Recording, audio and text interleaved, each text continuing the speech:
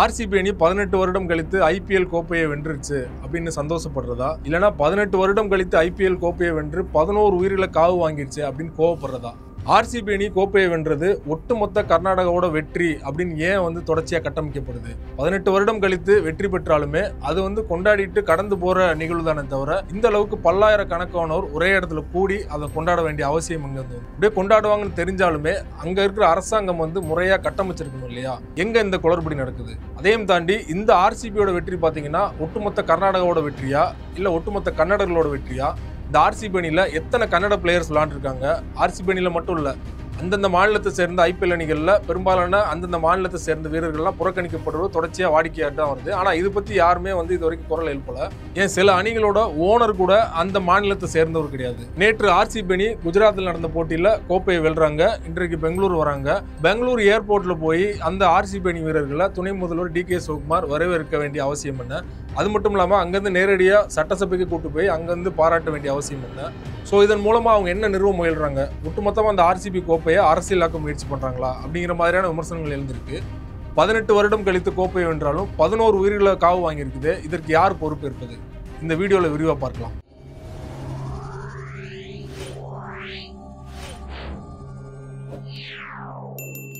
நேயர்களுக்கு வணக்கம். ஐபிஎல் கோப்பை 2008 ஆரம்பிக்கிறாங்க. இது வரைக்கும் 18 சீசன் நடந்திருக்குது. அதிகபட்சமாக பார்த்தீங்கன்னா சென்னை 5 முறையும் மும்பை 5 முறையும் கோப்பையை வென்றிருக்காங்க. இந்த 18 வருடமாக கோப்பையே வெல்லாத அணிகள்னு பார்த்தீங்கன்னா 3 அணிகள் தான்: டெல்லி, ஆர்சிபி, பஞ்சாப். நேற்றைய போட்டி முக்கியத்துவம் வாய்ந்ததாக பார்க்கப்பட்டது காரணம் என்னென்னா, ஃபைனலில் ஆர்சிபியும் பஞ்சாப் விளையாடுறது தான். இந்த 2 அணியில் எந்த அணி கோப்பை வென்றாலும் பரவாயில்ல அப்படிங்கிறத ரசிகர்களோட, பெரும்பாலான ரசிகர்களோட மனநிலையாக இருந்தது. அதுவும் ஆர்சிபி வெல்லணும் அப்படிங்கிறது தான் 18 வருடமாக அந்த அணியோட கனவாக இருக்குது. குறிப்பாக விராட் கோலியோட கனவாக இருக்குது. தனிக்கு விராட் கோலியோட சொந்த மாநிலம் பார்த்தீங்கன்னா டெல்லி தான். ஆனால் 18 வருடமாக தொடர்ச்சியாக ஆர்சிபிக்காக பெங்களூருக்காக விளையாண்டுட்டு இருக்காரு. ஸோ அவருக்காவது இந்த கோப்பையை வெல்லணும் அப்படிங்கிறதா ஒட்டுமொத்த ஆர்சிபி வீரர்களோட எண்ணம் மட்டும் இல்லாமல் ஒட்டுமொத்த கர்நாடக மக்களோட எண்ணமாகவும் இருந்துச்சு. ஸோ இந்த ஐபிஎல் கோப்பை ஆரம்பிக்கிறதுக்கு முன்னாடியே பார்த்தீங்கன்னா விராட் கோலியோட ஜெர்சி நம்பர் 18. ஸோ 18வது வருடம் நடக்கிறதால கண்டிப்பாக இந்த முறை ஆர்சிபிக்கு விராட் கோலி கோப்பையை வென்று கொடுத்துவார் அப்படின்னு ரசிகர்கள் பேச ஆரம்பிச்சிட்டாங்க. இந்த ஆண்டு ஐபிஎல் தொடங்குறதுக்கு முன்னாடி பார்த்தீங்கன்னா ஏலத்தில் சரியான வீரர்கள் எடுத்துட்டாங்க. இதுக்கு முன்னாடி ஆர்சிபி அணிக்கு சரியான ஒரு காம்பினேஷன் அமையல. ஒன்று பேட்ஸ்மேன்லாம் நல்லா இருப்பாங்க, இல்லைனா பவுலர்ஸ்லாம் நல்லா இருப்பாங்க. ஆனால் இந்த முறை பார்த்தீங்கன்னா ஒரு கலவையான டீம் கரெக்டாக அமைஞ்சிருந்தாங்க. சரியான பேட்ஸ்மேன்கள், சரியான பவுலர்கள் அந்த எண்ணிக்கையில் அமைஞ்சதால இந்த முறை ஆர்சிபி கண்டிப்பாக கோப்பையை வெற்றி பெறும் அப்படின்னு நம்பியிருந்தாங்க. அதையும் தாண்டி விராட் கோலியோட ஜெர்சி நம்பர் பார்த்தீங்கன்னா 18. இது 18வது வருடம் அப்படிங்கிறதால கண்டிப்பாக இந்த முறை கோப்பையை வென்றுவாங்க அப்படின்னு ரசிகர்கள் நம்பிக்கிட்டு இருந்தாங்க. இன்னொரு முக்கியமான விஷயம் என்னென்னா, விராட் கோலியோட மனைவி அனுஷ்கா சர்மா கர்நாடகத்தை சேர்ந்தவர். ஸோ அவருக்காவது விராட் கோலி இந்த முறை கோப்பையை வென்று கொடுத்துவார் அப்படின்னு ரசிகர்கள் பேச ஆரம்பிச்சிருந்தாங்க. ஸோ ஒரு வழியாக எல்லாத்தையும் கடந்து 18 வருடங்கள் கழித்து ஆர்சிபி கோப்பையை வென்றுருச்சு. ஆனாலுமே இந்த 18 வருடங்களாக ஆர்சிபி ரசிகர்களும் சரி, ஆர்சிபி வீரர்களும் சரி, மற்ற அணிகளோட பல ட்ரால்களுக்கு ஆளாக்கப்பட்டிருக்காங்க. நிறைய மீம்ஸ் வீடியோக்கள், குறிப்பாக தமிழ்நாட்டிலேருந்து பார்த்தீங்கன்னா சிஎஸ்கே தரப்புலேருந்து நிறைய பேரும் தொடர்ச்சியாக ட்ரால் பண்ணிட்டு இருந்தாங்க. பொம்பளை கப்பு, ஆர்சிபிலாம் கோப்பையே வெல்லாது, முதல் போட்டியிலேயே ஆர்சிபி பெண்கள் அணி கோப்பையை வென்றுட்டாங்க. ஸோ இந்த மாதிரி பல ட்ரால்களுக்கு இடையே தான் இந்த முறை ஆர்சிபி அணி கோப்பையை வென்றிருக்காங்க. நேற்று கோப்பையை வென்ற உடனே பார்த்தீங்கன்னா கிரவுண்டில் இருக்கிற எல்லா வீரர்களுமே கோலியை நோக்கி தான் ஓடுறாங்க. கோலி ஒரு பக்கம் ஒரு கண் கலங்கிடுறாரு. அதையும் தாண்டி அனுஷ்கா சர்மா எங்கேன்னு தான் தேடுறாரு. அவரோட தான் முதல்ல வெற்றியை பகிரணும். இந்த கிட்டத்தட்ட அவரோட ட்ராவலில் பார்த்தீங்கன்னா அனுஷ்கா சர்மாவோட பங்களிப்பு தான் பெருசாக இருந்துன்னு சொல்லிட்டு அவரே போட்டி முடிஞ்சோன்னு பேசியிருக்காரு. ஸோ இவ்வளோ எமோஷனலான விஷயங்கள்லாம் நேற்று நடந்து முடிஞ்சது.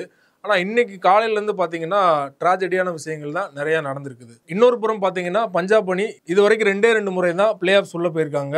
சென்ற ஆண்டு கொல்கத்தாக்காக ஸ்ரேயாஸ் ஐயர் கோப்பையை வென்று கொடுத்தாரு. எந்த அணியுமே பார்த்தீங்கன்னா கோப்பை வென்ற ஒரு கேப்டனை விடவே மாட்டாங்க. ஆனால் ஏன் கொல்கத்தா அணி விட்டாங்க? அதையும் தாண்டி போன முறை கோப்பை வென்ற உடனே அதிகமான கிரெடிட்ஸ் யாருக்கு போய் சேர்ந்ததுன்னா ஸ்ரேயாஸ் ஐயருக்கு போய் சேரவே இல்லை, கௌதம் கம்பீர் தான் போய் சேர்ந்தது. இந்த மாதிரியான பல விஷயங்கள் டீமுக்குள்ளேயே நடந்திருக்கு. அதனால தான் ஸ்ரேயாஸ் ஐயரும் வெளியில் வந்தார். 2வது அதிகபட்ச தொகைக்குமே ஸ்ரேயாஸ் ஐயர் ஏலம் போயிருந்தார். இன்னொரு வீரர் யாரும் பார்த்தீங்கன்னா ரிஷப் பண்ட் தான் அதிகமான தொகைக்கு ஏலம் போயிருந்தார். ஸோ இவங்க 2 பேர் மீது தான் அதிகமான எதிர்பார்ப்பு இருந்தது. குறிப்பாக ஸ்ரேயாஸ் ஐயர் இந்தியாவில் நடந்த பல கோப்பையில் வென்று கொடுத்துருக்காரு. சையத் அலி முஸ்தாக் கோப்பை வென்றிருக்காரு, ரஞ்சி கோப்பை வென்றிருக்காரு. இடையில பார்த்தீங்கன்னா அவர் அனுவல் கான்ட்ராக்ட்லேருந்து வெளியேற்றப்பட்டிருக்காரு. இப்படி பல சோதனைகள் தொடர்ச்சியாக அவர் மேலே விமர்சனங்களாக வைக்கப்பட்டிருந்தது. அதையும் தாண்டி இந்த வருடம் அவர் நிரூபித்தே ஆகணும். இந்த முறை கோப்பையை வென்று காட்டி அவரை யாரெல்லாம் புறந்தள்ளினாங்களோ அவங்க மூஞ்சில வந்து கரிய பூசணும் அப்படின்னு தான் ரசிகர்கள் வந்து எதிர்பார்த்துட்டு இருந்தாங்க. ஸோ பஞ்சாப்மே வந்து வெற்றி பெறணும் அப்படிங்கிறதான் பல ரசிகர்களோட எதிர்பார்ப்பாக இருந்தது. ஆனால் கடைசி வரைக்கும் போராடி பஞ்சாப் அணி வந்து 6 ரன்கள் வித்தியாசத்தில் தான் தோல்வி அடைஞ்சிருந்தாங்க. ஸோ பஞ்சாப் அணி தோற்றதெல்லாம் வந்து ஒரு மோசமான தோல்வியும் கிடையாது. மேட்ச் முடிஞ்சோடனே ஸ்ரேயாஸ் ஐயர் இதே தான் சொல்லியிருக்காரு. சில இடங்களில் நாங்கள் பண்ண தவறால கோப்பையை இழந்துட்டோம், ஆனால் மீண்டும் அடுத்த வருடம் ஸ்ட்ராங்காக வருவோம், கோப்பையை வெல்லுவோம்னு சொல்லிட்டு நம்பிக்கையாக சொல்லியிருக்காரு. அதையும் தாண்டி பார்த்தீங்கன்னா பெங்களூரில் கர்நாடகாவில் வந்து பெரிய கொண்டாட்டம் நடக்குது. ஏன்னா 18 வருடங்கள் கழித்து கோப்பை வெல்றதுன்னு ஆர்சிபி ரசிகர்களோட கனவாக இருந்தது. அது வந்து கிடச்சுன்னா அவங்க சும்மா இருப்பாங்களா? ஸோ அங்கே இருக்கிற தமிழ் ரிஜிஸ்ட்ரேஷன் வண்டியை பிடிச்சி நீங்கள் வந்து ஆர்சிபி பாராட்டி பேசுங்க, கன்னடத்தில் பேசுங்க இப்படின்னு சொல்லிட்டு இனவெறி தாக்குதலில் ஈடுபட்டிருக்காங்க. அங்கேருந்து தப்பிச்சு வந்ததே பெரிய விஷயம் ஆயிடுச்சு அப்படின்னு சொல்லிட்டு ஃபேஸ்புக்கில் நிறையா தமிழர்கள்லாம் எழுதுறத பார்க்க முடிஞ்சுது. இன்றைய காலையில் குஜராத்தில் வந்து ஆர்சிபி வீரர்கள்லாம் பெங்களூர் வரதான் பிளான். பெங்களூர் வந்து அங்கே மிகப்பெரிய அளவில் சின்னசாமி ஸ்டேடியத்தில் ஒரு பாராட்டு விழா நடக்க போகிறது தான் அனௌன்ஸ் பண்ணிட்டாங்க. ஸோ ஒட்டுமொத்த ஆர்சிபி ரசிகர்கள் மட்டும் இல்லாமல் பொதுமக்களுமே இந்த வெற்றியை கொண்டாட தான் அனுப்பாங்க. ஸோ வந்து கிரவுண்டு போகணுன்னு தான் நினச்சிருப்பாங்க. இதுக்கு திட்டமிட்ட ஏற்பாடு அங்கே இருக்கிற கர்நாடக அரசு பண்ணாங்களா அப்படின்னா கண்டிப்பாக இல்லை. காலையிலே ஏர்போர்ட்டில் போய் ரிசீவ் பண்ணுறாரு துணை முதல்வர் டி.கே. சிவகுமார். அவருக்கு தெரியாதா பல்லாயிரக்கணக்கான மக்கள் வந்து ஒன்று கூட போகிறாங்க, அதற்கான ஏற்பாடுகள்லாம் பண்ண முடிஞ்சதா? ஸோ இது வந்து ஏன் அவர் அரசியலாக்குறாங்க? அவர் வந்து அரசியலாக்குனது காரணமாக தான் இத்தனை மக்கள் வந்து அங்கே ஒன்று கூடுறாங்க. ஸோ இத்தனை ஆயிரம் மக்கள் வந்து அங்கே ஒன்று கூட போகிறாங்கன்னா அதற்கான முன்னேற்பாடுகள் ஏன் பண்ணலை? இதற்கு முன்னாடி 2வது முறையாக இந்திய அணி T20 கோப்பையை வென்றதுக்கப்புறம் பார்த்தீங்கன்னா மும்பையிலேயுமே இதே மாதிரியான ஒரு பெரிய அளவில் பாராட்டு விழா ஏற்பாடு பண்ணியிருந்தாங்க. திறந்த வெளி வாகனத்தில் பார்த்தீங்கன்னா இந்திய வீரர்கள்லாம் மும்பையே வந்து வலம் வந்தாங்க. அங்கேயுமே பார்த்தீங்கன்னா பெரிய அளவில் கூட்டம் இருந்தது. ஆனால் இந்த அளவுக்கு வந்து நெருக்கடி இருந்தாலுமே இத்தனை உயிர்கள் வந்து அங்கே பலி போகலை. ஏன் வந்து கர்நாடகாவில் இந்த குளறுபடிகள் ஏற்பட்டது அப்படிங்கிறது தான் எல்லோருடைய கேள்வியாகவும் இருக்குது. இது திட்டமிட்ட அரசியலாக்குவதும் ஒரு நோக்கமா? ஏன்னா எதிர்க்கட்சிகள்லாம் தொடர்ச்சியாக கேள்வி எழுப்புறாங்க. ஏன் வந்து நீங்கள் பாதுகாப்பு கொடுக்காம வந்து இப்படி வந்து மக்களோட உயிர்களை வந்து வீணாக பலியாக்கிட்டீங்க? அதில் இது வரைக்கும் பார்த்தீங்கன்னா 11 பேர் தான் பலியாக இருக்காங்க. ஆனால் 50லேருந்து 100க்கும் மேற்பட்டோர் வந்து ஹாஸ்பிட்டலில் வந்து அட்மிட் பண்ணப்பட்டிருக்காங்க. பலர் மயக்கமான நிலையில் இருக்காங்க. இந்த மாதிரி பொது இடங்களில் மக்கள் கூடி உயிரிழப்பு நேர்றது வந்து இது முதல் முறை அல்ல. இது மாதிரி பல சம்பவங்கள் பல மாநிலங்களில் தொடர்ச்சியாக நடந்துக்கிட்டு தான் இருக்குது. இதுக்கு நம்ம ஒட்டுமொத்தமாக வந்து அரசையும் அரசியல்வாதிகளையும் குற்றச்சாட்டுறது மட்டும் நம்ம கடமை இல்லை. நம்ம மேலேயுமே சில மிஸ்டேக்கள் இருக்குது. ஸோ நம்மளும் சில தவறுகளை திருத்தி கொண்டு தான் ஆகணும். 90% வந்து அரசியல்வாதிகள் மேலேயும் அரசு மேலேயும் இருந்தாலுமே ஒரு 10% வந்து நம்ம மேலேயும் தப்பு இருக்குது. ஸோ நம்மளும் இந்த மாதிரி தேவையில்லாத ஒரு விஷயங்களில் கொண்டாட்டங்களில் ஈடுபடுறதை விட்டு நம்மளோட பாதுகாப்பை நம்ம தான் உறுதி செய்யணும். நன்றி, வணக்கம்.